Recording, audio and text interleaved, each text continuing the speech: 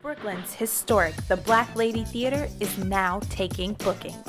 Host your next birthday party, concert, networking event, baby or bridal shower, wedding, art show, gala, corporate event, live stage play, audition, and so much more.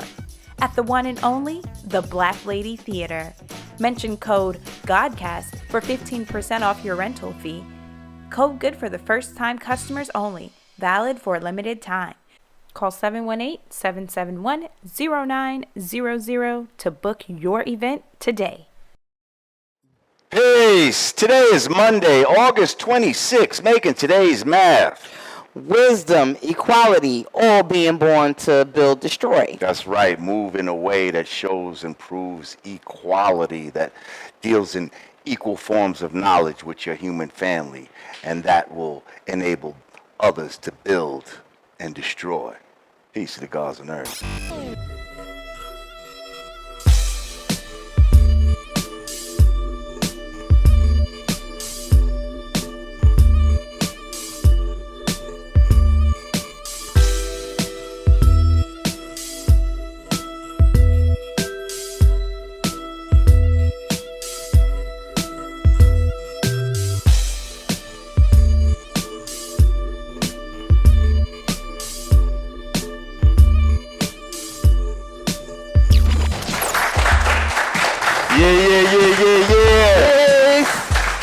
Welcome back to Yanadameen Godcast. I'm Lord Jamar. I'm Digga. We got Team Yanadameen in the house. We got our live studio audience in the place to be right about this time. Yeah. Brooklyn in the house. We're here at the Black Lady Theater, and if you notice, we have back in our midst the ever-growing, a very tan, a very chocolatey Rah Digga is back. I'm back, What's your motherfucking name? Digga. And you're looking chocolate. Yay. We like it. That was like cool. I had fun. Shouts out my girl, Foxy Alex. Come upstairs. We upstairs. For her milestone birthday. She's officially over the hump now. She's the big 4-0. Okay. So give it up to my girl Alex. Our sometimes correspondent. That's right. Here at the Godcast, although she hasn't been in real our fact Brooklyn checker location yet. Right. But when we was out in your state, Yes. Jersey, Big city. she would come quite often. We love Foxy Alex. And once again, happy birthday to you. You're looking great. Listen, before we continue, I just want to tell the people, make sure to subscribe, click the bell, to like, and also, of course, if you'd like to donate to the show, go to cash.me/$Yanadameen, patreon.com/Yanadameen, Yanadameen.com/support, or bounty.com/Yanadameen. We just give you multiple ways how you could add on, how you could build with us. Because we're going to get into a little later about, revolutionaries being supported and not supported, and what that means, and people have to make moves. But anyway, we'll get into all of that later. But Digga, how was your trip? How was Cancun after copying my moves? Because I was just out Cancun a little while ago, and now you're trying to move how I move. But anyway. In real life, we don't want to die in DR, so we all going to Cancun. This is true. The first day and the last day was all ocean and poolside. Everything in between was hiking through the Mexican jungles. I got all kind of bites, cuts, scrapes, bruises. I was swinging upside down from zip lines.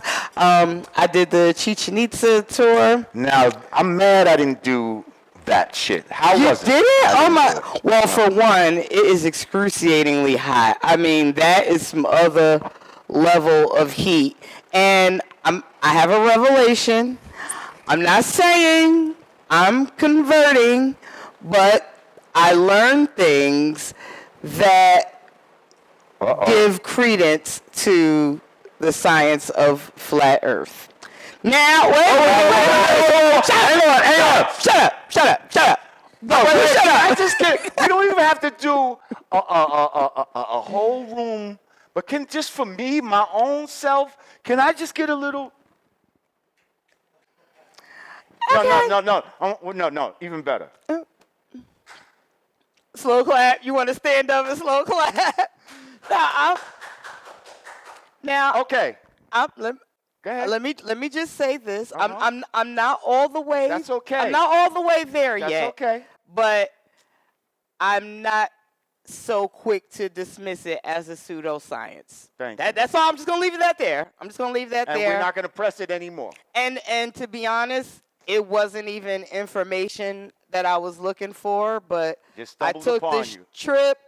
You know, I was blessed by the shaman. I did a number of things, and Did some ayahuasca? And Did you do some ayahuasca? what's ayahuasca? Ayahuasca is this like hallucinogen that like shamans would give Oh you. no, I didn't help you, you know what I mean, enter next dimensions and shit like that. No, I didn't do that. Although it sounds fantastic. I need to look into that. Speaking of ayahuasca, shout out to the fact that the little interns have finished their summer intern program here at the Black Lady Theater.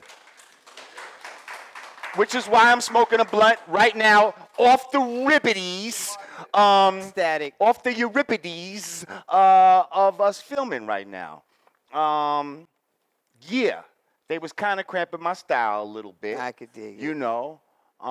We loved them though, you know, even though they was missing out on a couple of things, mics being off, people pissing in the background, shit like that. But you know, we loved them. Thank you for your service. Appreciate you. And for those of you watching who don't know what a Chichen Itza is, it's basically a tour of the ancient Mayan ruins. Well, we're going to show it right here. Okay. Yeah, I was there. It's about 200 degrees out there. It's no shade. It's nowhere you can go to stand in shade. It's just the sun beaming on you. There's, they say there's like an electromagnetic force. I mean, it's just, it was a lot. The place that it's located at is very special. Right. Yes. It's on a ley line. Right. It was a lot. And yeah, and some information just, fell into Well, it was meant for you to receive that because everything happens for a reason. I think so. And it shouts out to Alex because this was all her idea. And I'm like, what do you mean we going hiking through the jungle, girl? You see all that blue ocean water out there? But no, I'm so glad. How was the ocean waves? Were they kind of rough? They were kind of rough when I was there. The first day I did it was great. The second day I almost broke my neck. They was crazy. A wave literally knocked me off my feet, took my glasses, made me bang my head on the ocean floor. I was like, okay, I gotta go. There was a story in the news about a father of 3 breaking his neck. I'm like, okay, I see how that happens. Right. Like seriously, it literally was no joke out this motherfucker. It literally knocked me off my feet. Well, speaking of took your glasses real quick before we continue, what a segue. Shout out to my man Giovanni in the house. Just walked in. He's the one that called me real quick on the phone, and I couldn't interrupt the show to be like, come upstairs, but that's just what I did. Anyway, so speaking of glasses. My man, David Ford. Remember a couple weeks ago when Lady Luck was here? She had on some nice glasses. Yes. That was from my man, David Ford. Now, David Ford is a black fashion designer, I guess you would call him. And he has some eyewear, and he gifted us with some eyewear. So I'd like to give you your pair right now. And I'm going to break out my pair. Let's see. I've been rocking with this young man for a minute, and I got to tell you, he's stepping his game up as far as his packaging goes. I'll say I like the case here. Eyeglass cases. Ooh, is this camouflage cat eye? You better. I think he analyzed your style and knew what you would like. Just like he knows my style. Wow. Camo marble cat eye. You better push through. Look at these Cazal-esque joints with the panther on the side. Let me profile them for you. These are dope. Oh yeah, I'm rolling. Digga, Fresh. you feeling me? Fresh. You feeling me? So yeah, check out my man David Ford. He's on IG. Very I'm sure you go dope. to davidford.com and all of that. Matter of fact, hang on. Here's his info.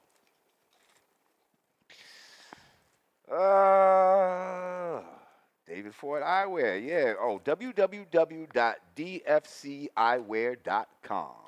David Ford Eyewear Manufacturer. Speaking of gifts, I bought something back for you. What did you? Yes, I did. What the? Straight. You shouldn't have. With the duty free packaging on. Wow. Unable to obtain in the U.S. You cannot get this in the U.S., people. Hennessy White. Hennessy White. For you, my brother. Oh, Digga, thank you. You owe me $68. I got you. Oh, this is listen. Thank you. This is very nice. This is something that will go to use. I'm sure. I'm sure it will.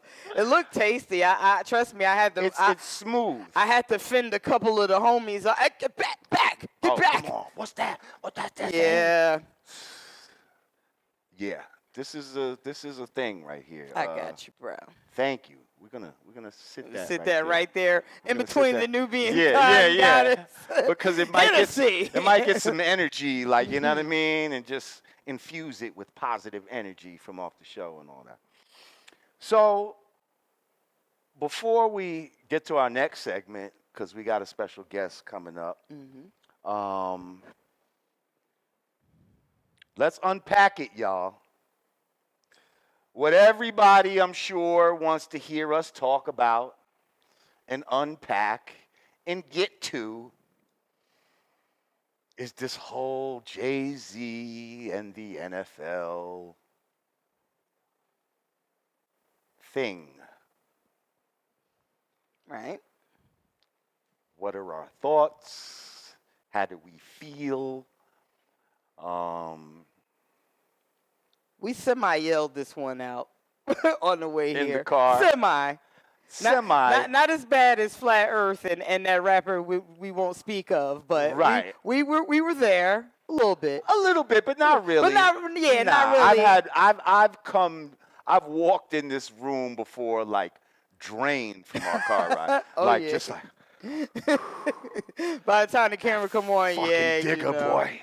Oh my God, she's a fucking handful. Nah, today wasn't like that. I feel like because I hear what you're saying. Okay, first of all, let's get into it. Okay. I want to know how you feel about it. How I feel? Before you unpack, let me unpack Before first. I unpack, okay. let you unpack. I'll unpack first. Mm-hmm. I think that in this outrage culture that we're living in right now, people are being too quick to rush to judgment and play judge and jury without weighing all the facts. First of all, we don't know any facts. The only facts that have come out is Jay-Z did a deal with the NFL. Kaepernick disapproves, and JD says that he was offered the same situation, and Jay-Z talked him out of it. That's all we know. Like, all we're hearing right now is all the prosecution argument. We have not heard from the defense. We have not heard from any witnesses. I just think that Jay-Z has a long enough track record of showing and proving that he is for us. Now, has there been missteps in his journey? Yes and no. People argue that the Barclay was a good thing, was a bad thing. I think ultimately we just don't know enough. And until we see what he does with this situation, I think it's too soon to ostracize him. That's what I think. Okay. I just want to make sure that I'm not, Cutting me off. Or cutting anything. you off. Digga couldn't even get her goddamn thought out before Jamar came in and cut her off. What I will. That's how y'all sound. Anyway. What I will say. I'll just add and then I think I'm done. Unless you say something that pisses me off. Which I'm sure I will. I think that when you are making these power moves, sometimes, well, not even sometimes, it's just you can't always reveal your true motive out loud. I mean, if you look at the spook that sat by the door, if you look at all of these different instances where everybody just instantly gets upset at the outward picture and then they see the end result and it's like, oh, that's what was going on. Like, we just don't know what the end result is going to be. So I think everybody needs to reserve their outrage until we see what the end result of that is. Okay. Cool. Okay. So now for me, I'm almost conflicted to how I feel. Like because I'm not outraged at Jay-Z. But does this feel good to me? Like when this happened, he comes out and he does this whole, Jay-Z's working with the NFL, blah, blah, blah, blah, blah. What didn't feel good is when he said, well, we've moved past this portion of the protest or whatever the case may be. We've moved past that. That part didn't really sit well with me. It didn't sit well with Kaepernick either.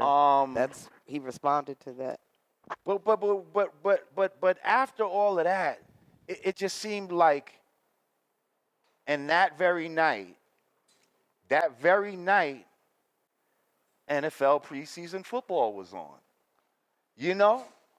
and it seemed like in the subsequent days, football was on. Like the timing of this was kind of sleazy to me.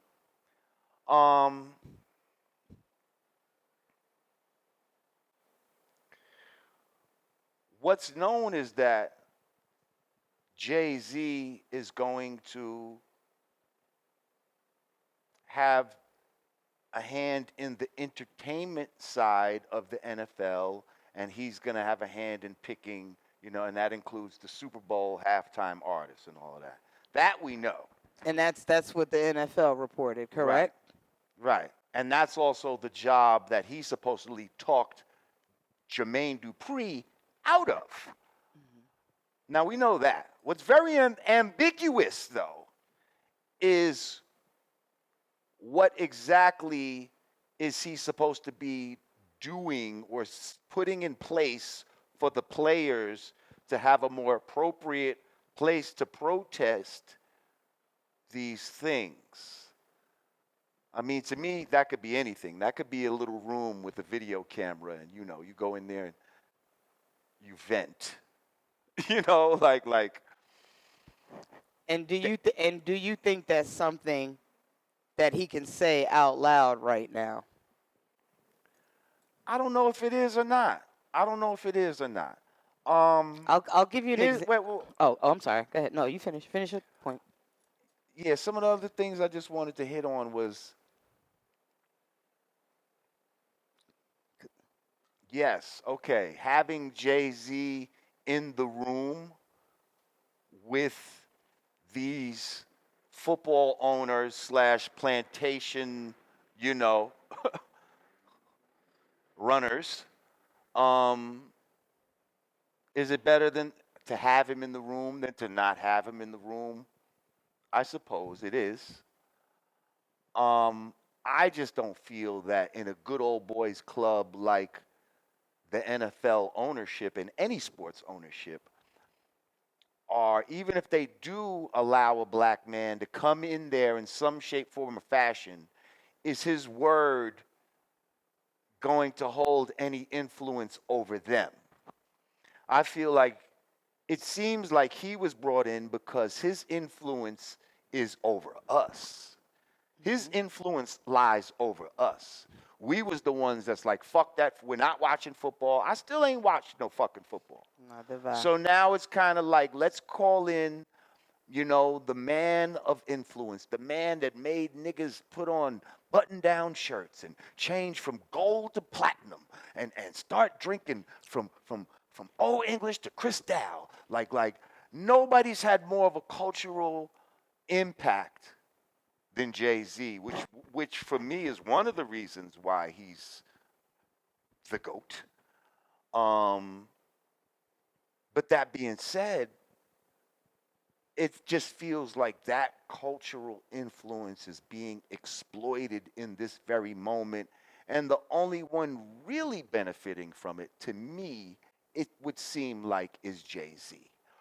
And, or people who fuck with Jay-Z.